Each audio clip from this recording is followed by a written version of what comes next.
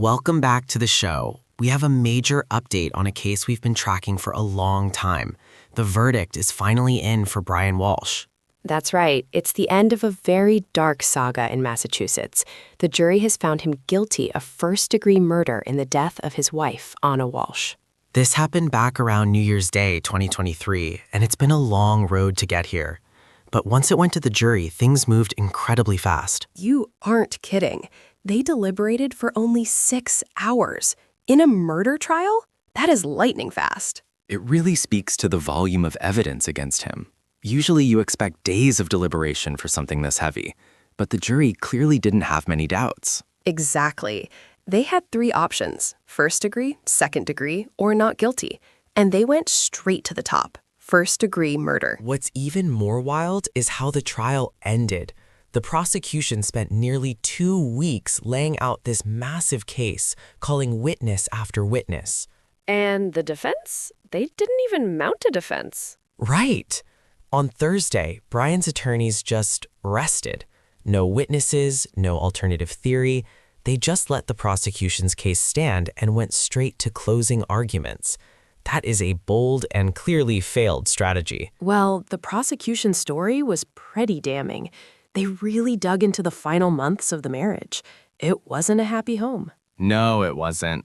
They brought up testimony about Anna Walsh, who was a high-powered real estate exec, having an affair with a luxury agent down in D.C. Right, William Fastow.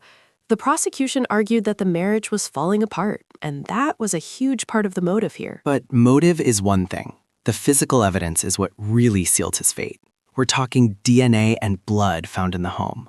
And the digital footprint. The Google searches were horrific. He was searching for things that, well, let's just say they clearly indicated he was planning to get rid of a body. Plus, they had video footage of him buying cleaning supplies and disposal gear. It was methodical. The assistant district attorney, Ann Yaz, made a really compelling point in her closing argument. She appealed to common sense. I remember that. She basically said it defies logic to think he was responsible for dismembering and disposing of her body, but somehow not responsible for her death. Exactly. You don't go to those lengths to cover up a natural cause or an accident. The cover-up tells the story of the crime. And speaking of the cover-up, that wasn't even up for debate during this trial, really. No, because he had already pled guilty to those parts. Back in November, before the murder trial started, he pled guilty to misleading police and improper conveyance of a human body. So the jury is sitting there knowing he admitted to moving the body. It's a short leap from there to murder. There's also the background context here.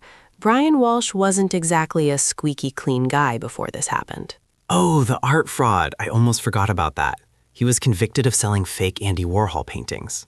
Yeah, and testimony showed that the uncertainty about his sentencing for that fraud was causing major tension in the marriage before Anna was killed.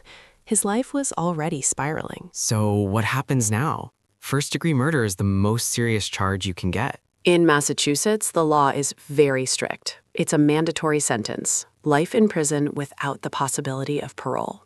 That's it then. No chance of getting out. He's going to be officially sentenced this Wednesday. But the outcome is essentially set in stone. It's a tragic end for Anna Walsh, who was a mother and a successful executive. But at least the legal system moved relatively quickly once it got to trial. Absolutely. Justice delayed, but finally served. We'll keep an eye on the official sentencing Wednesday, just to close the book on this. Thanks for listening, everyone. We'll catch you in the next episode.